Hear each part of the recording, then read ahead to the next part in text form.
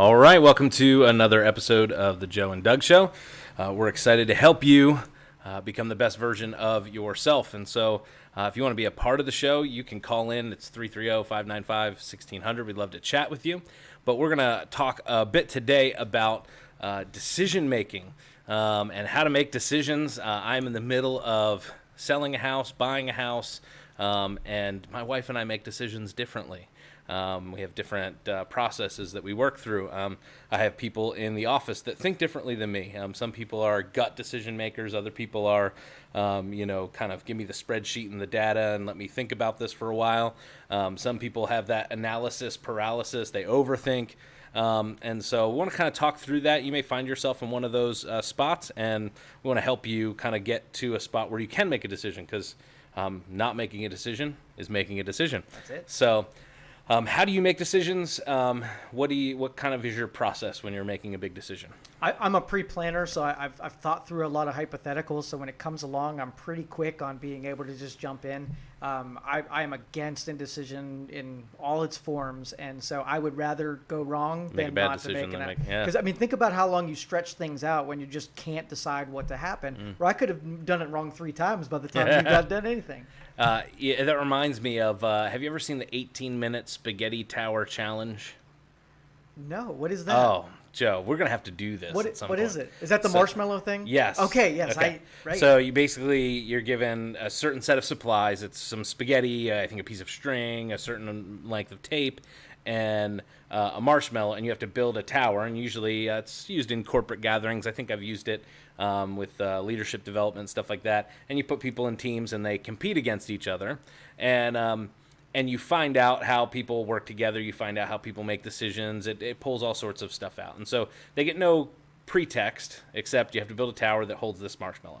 And you get, I think, 18 minutes to do it or something. There's a really cool YouTube video on how it started. It's probably 10 or 15 years old. It's not the first one to do it. My wife and I actually did it at a corporate thing for her PR company that she worked for in New Jersey.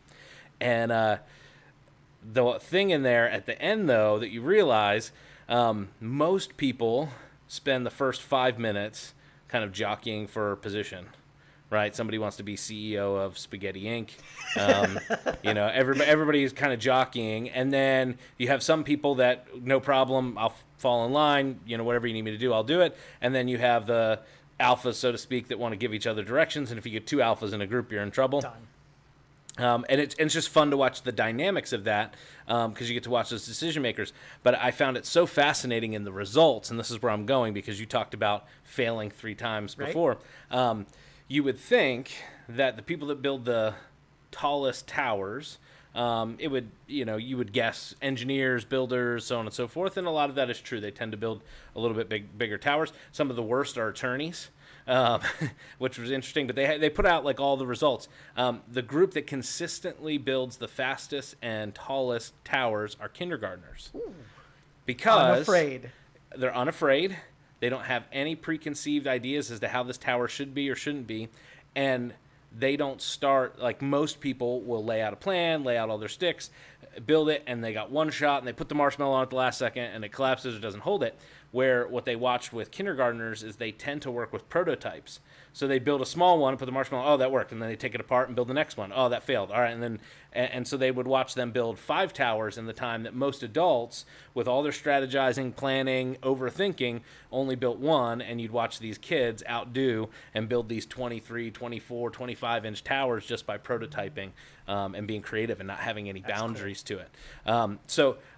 You talked about failure. Sometimes that paralyzes people's decision-making ability, but you'd rather make a decision and have to live with the consequences of being a bad decision than not making a decision at all. How do you navigate the prototype mentality versus the planning mentality? Because if you're sitting here with a planner, and I tend to be a planner versus a prototype person, the prototype person's going to say, well, let's just try and we'll figure it out. And the planners go, oh, let's take a step back. Let's measure 6 times and cut once. How do you navigate that? Because you're going to have different people on your team, and maybe you find yourself in one of those spots. How do you navigate that? Now, I guess it graduates up depending on how serious I am about something. So I use my imagination first, and I do things in my head first. And if I can see it all and it all makes sense, then it graduates to real world. And then I do that small version of it, just like the 5-year-olds probably do. Yeah. And then if I do it there, then I ramp it up and scale it up even further. There's some people, like I had a guy come to me one time and said, hey, I want to open this mechanic shop. Right. Mm-hmm. So I want to buy a building and have a lift and buy all the tools I need, $250,000. I'm like, whoa, son, let's try to make it worth $12,000. And if you can make it work with $12,000, then $250,000 is going to be easy. Right.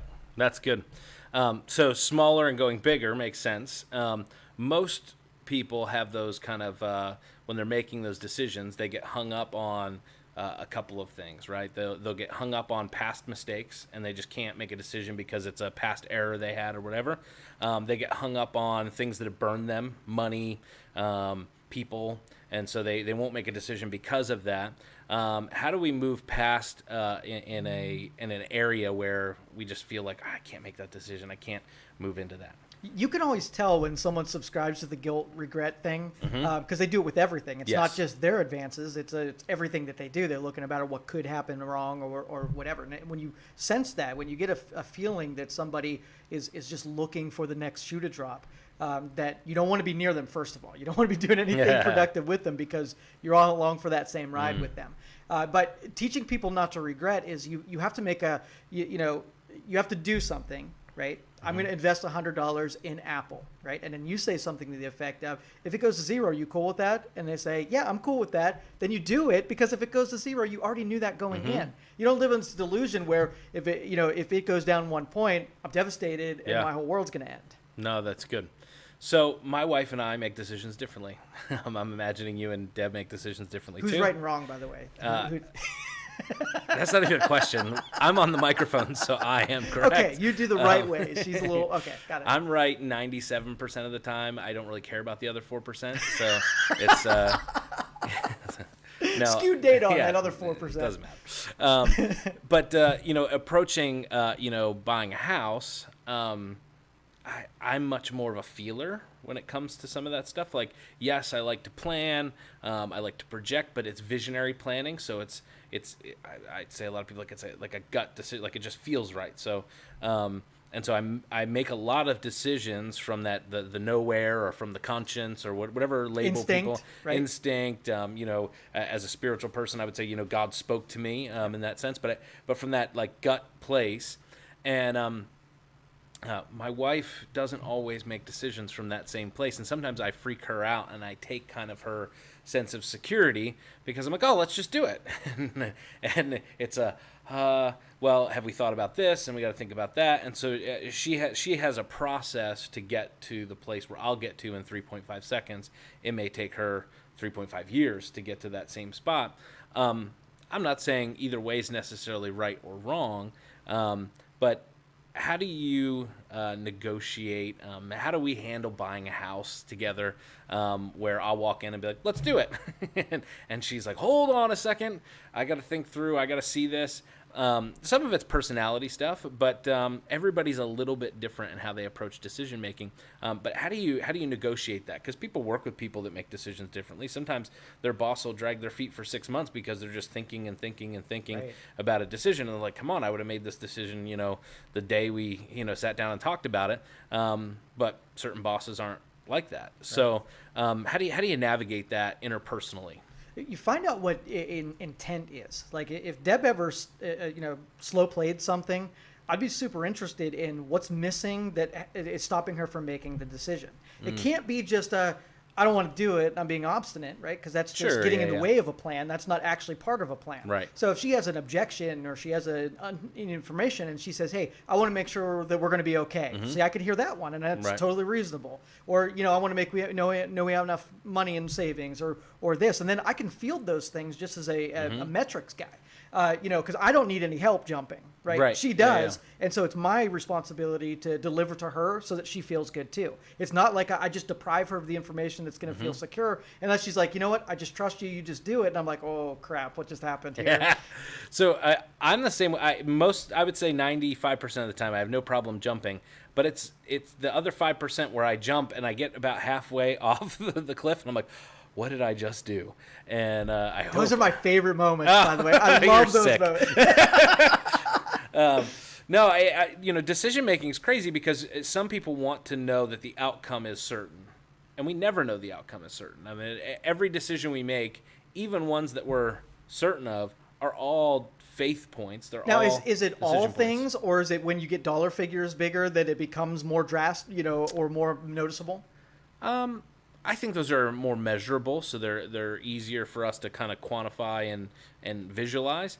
But even in decisions of relationship or networking or any of those things, sometimes you jump into a relationship or you jump into a partnership in business, and you're like, oh, it kind of felt right, and you jump into it, and you're like, Gotcha. So, you missed a red flag or whatever, and then the next time you're like, well, maybe I should play my cards a little closer to my vest, but that hasn't served me in the past. But now because I got burned once, I'm like, ooh, let's pull that in. And I think I have to get myself back to the ledge again and go, all right, yeah, last time hurt, but we're going to do it again, and kind of pep talk yourself into that space. When you're making decisions, do you ever make like pro and con charts? Do you ever you're a spreadsheet guy? All the time. Okay. Yeah. So what does that look like for you? Because some people as we have looked at a house or two now, we wrote down here all the things we like, here all the things we don't like, here are the updates we'd want to do, how much would this cost, those type of questions. So how do you do that in your decision making, pro and con? How do you decide what's good and what's not? Well, I started doing cost benefit. And so I just got in the habit of being able to, take something and translate it down to some kind of measurable, something that I can throw into a spreadsheet. And I started doing that for just about everything. So here's the cost if I make this decision. Here's the cost if I don't make this decision. Here's the cost if I go this route or that route. And then I could just look at them in sort of like visualize them. And I don't even have to do it on paper anymore. I can just take the elements that I usually judge things by and just do it, kind of mentally. That abstract math, though, not normal people can't, go through that process because it's tough to take abstract things and compare them when they don't really hold those values that I'm putting in my spreadsheet. They're fictitious. You know what I mean? Yeah. So a lot of people will struggle with being a chronic overthinker. And they'll have that, I mentioned earlier, the analysis paralysis. Like it just stops them from making decisions, and they get, if they have 19 resources, well, I could have 39. So let me get 20 more to really make sure this is the right decision. Then they end up never making a decision. Somebody who's listening struggles with making decisions. They just can't bring themselves to pull the trigger, and they have the FOMO, the fear of missing out. If I pick this car and then the newer one has this, and we get all psyched out. How do you help somebody who's a chronic overthinker and it deters things in their life because it affects things? And this is where my technology training really comes in. Okay. And so basically what happens in programming, if you create infinite loops of thought where you have pathways that intersect and then re-intersect, you can get stuck in a perpetual loop where you can't get out of it. So when you plan for programming, you have to make sure that your variables are separated so that they don't interlink. So once you've decided that you want to go north or south, you can't go northwest, in something that has some overlap, because you might end up in the same spot where you're like, I decided this, but I'm redeciding the same thing. You got to make it binary so that it goes in opposite directions until you get super good at it. When you've practiced out being able to take drastic things, like we can do north-south, we can do heads-tails, because it's completely 100% black and white. But when you start doing gray area decisions, you do get stuck in those ones because of the sophistication you're putting into your decision-making. Interesting. Is there ever a decision you've made that you feel like you've overthought, or a decision that you should have made that kind of passed you by because you overthought it? When I feel myself having spent too much time trying to decide, I just jump in, and then I penalize myself for taking so long to think. Yeah. So you do penance. Yeah, I do. Yeah, exactly. That'll show you think faster next time. How about a gut decision that you've made, and when you got into it, you're like, if I would have looked at that spreadsheet differently, or if I would have had that conversation before I made this decision, I probably wouldn't have jumped in that. Do you have a story or a moment? They're scalable, so that they're portions of a decision that are disconnected, so that if I walk up to one and I misjudged, it's not the whole thing that dies. It's just that portion of the thing. Oh, okay. I compartmentalize it, and so I start with the not so risky ones, that if it goes south, that I didn't burn a relationship or I didn't burn a resource, and that way the stupid ones, like if I couldn't find a vendor or I couldn't find a part, or I'd rather that one go south than have to recuperate a relationship. No, that's good. And I think that's interesting. So you were just talking about making the decisions binary, but making the results gray. Yes, exactly. So the decisions are binary. We want to do that because it creates the most distinction, and it doesn't allow us to end up in these loops. Right, but remember, those people that are opposite of you, they put it through the opposite filter, so they see things way ahead. Like I can see things 2 inches in front of me as I'm going through, like, where am I going to get this part? And then my partner in crime could be looking at how this affects the marketplace and whatever, and then when we come back to the center, she has this part, I have this part, we're golden. So in that, to help people who make bad decisions, and from what I'm hearing from you, there's no such thing as a bad decision, Exactly. just things we learn from. But so for somebody that's like, oh, that was a terrible decision, what you're saying is, yes, it may be binary, and you chose A, and B perhaps had a better result on this side, or the result you more wanted, or you wanted more.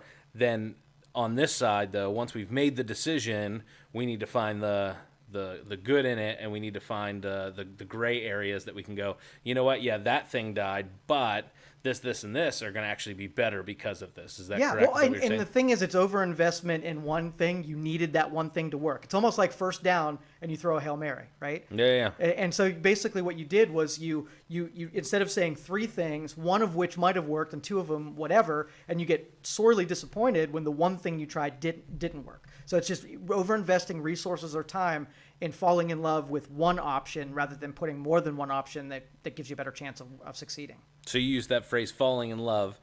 Is that a dangerous thing when you're making decisions? Oh, yeah. Because you hear people, the one you want to work out? So you fall in love with the car, or you fall in love with the house, Yes. or you fall in love with the business decision. You see that on Shark Tank all the time, right? Like one of the sharks will do their best to help somebody out because they connect with them on an emotional level, but they fell in love with this and they end up paying more for the deal. Now I understand most of those deals are trinkets for them, but the way the show plays it up, they've fallen in love with the person. We'll figure the business side out later. That's not a concern because I've fallen in love with this. Doesn't matter what it costs.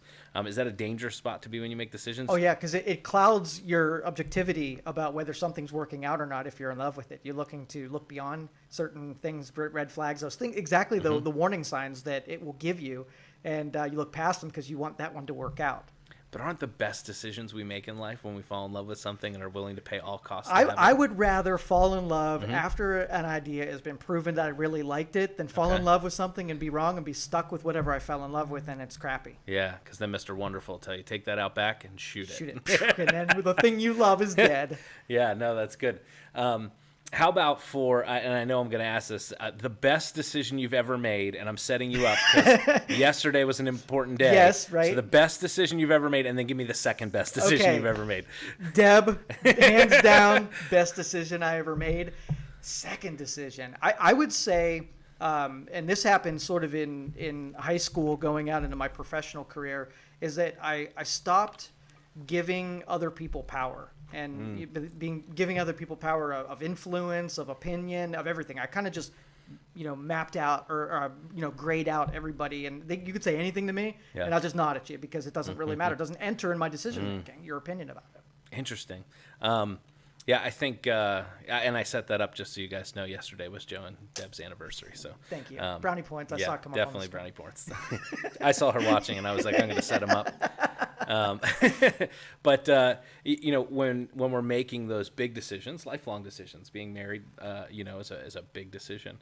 How do you navigate that? Did you sit down and have like a pro and con chart? Like with Debbie, or no? I was dumb back then. I lucked into this. I mean, some decisions, even though it was a good one, looking back, I didn't do it for the reasons that I would right now. I would be methodical, and I would take all of the you were in love. You didn't care. That's it. I fell in love with it. Best decision you ever made was when you fell in love with. Man, this is like a contradiction. It goes against. Ruined it. No, but I get it because the things that we love, we don't have to work for. like we're passionate about. Like, yes, you have to put work into, but it doesn't feel like work. Like, because I love it. I get up every day, and I love being married to my wife. Like, it's yes. Are there things we have to have conversations about, and we've had them on the show before? Absolutely, but it's not work because I'm in love. That's right. And the same thing with I forget the adage is if you do what you love, you'll never work another day in your life. Like, yeah, you'll work harder and you'll work longer, but it doesn't feel like work because it's passion, and passion. But like I would that. say 90% of the opportunities aren't like it's basically grind type stuff. It's not fall in love type stuff. You know what I mean? So That's fair. every once in a while the lightning strikes and it does become magical, but don't look for having these things always be magical. So do you think that's oversold in our culture? Because for everybody's sure. looking for the lightning strike, and like, I put this picture up on Instagram and I made, $1 million, and, I can sail off into the sunset. Everybody's looking for that. Yeah, but that's what you put on the moment. poster you put on the wall. I mean, when you're putting 100 bench presses down, that's not what you put on the wall, the 100 bench presses. But if you say winning a trophy for bodybuilding, and that's a completely different thing. But one is the carrot, one is the stick. Gotcha. So if someone is navigating a tough decision, we said sometimes it's good to fall in love, but most of the time that ruins your objectivity, which is true. Right.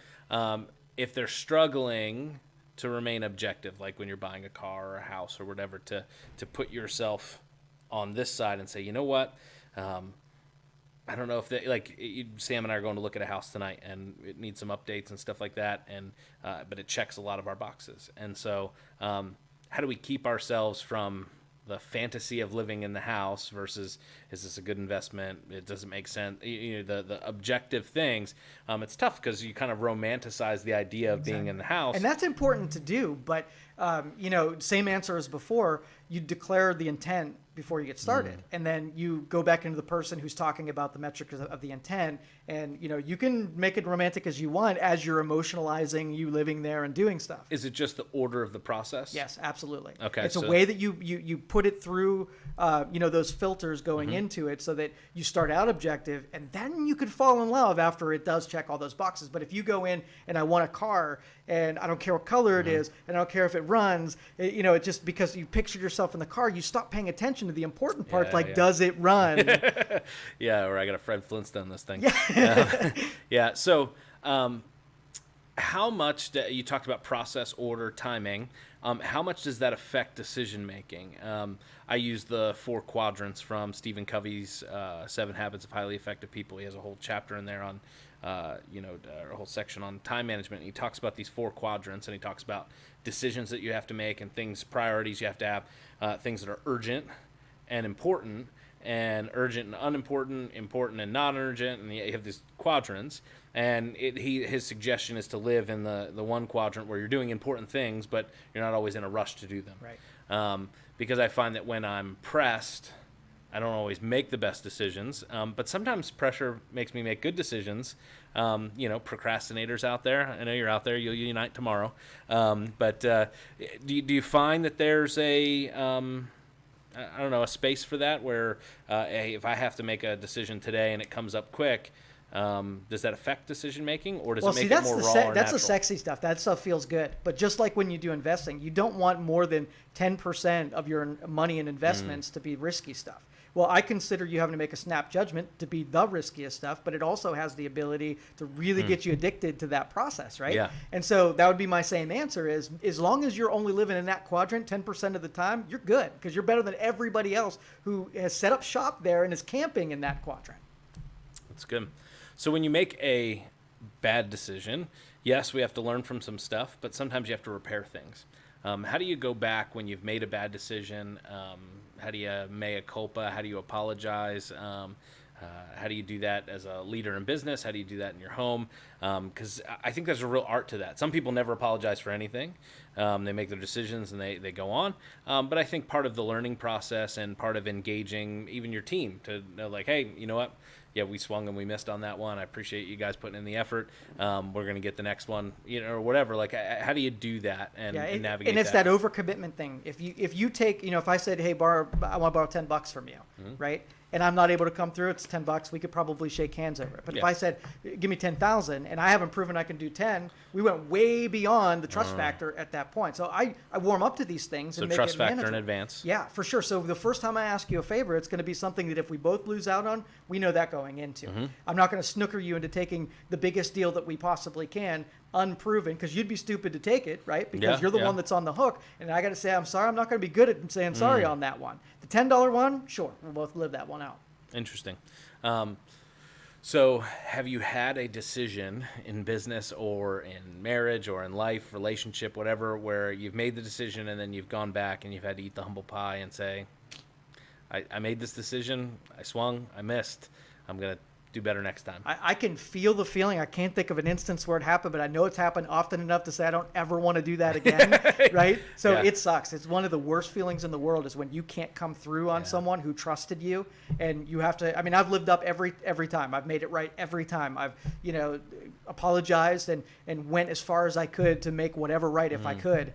But it is absolutely but basically what happens is when something goes south, you got to rebuild yourself at the same time. So and it's tough to have confidence going into the next one if you're beating yourself up from the last one. So at the same time that you got to make other people right, you got to forgive yourself too and move on to the next one because you didn't do it on purpose. If you did, you have no business touching opportunities.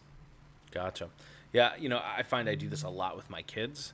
I have 4, and as you know, but sometimes it's so challenging to come in from a stressful day at work and they all want my attention at the same time and dinner's on the table, whatever. The other day my wife had an appointment and I had to leave, and I'm trying to get dinner on the table for the kids, and I'm like tired, I'm stressed.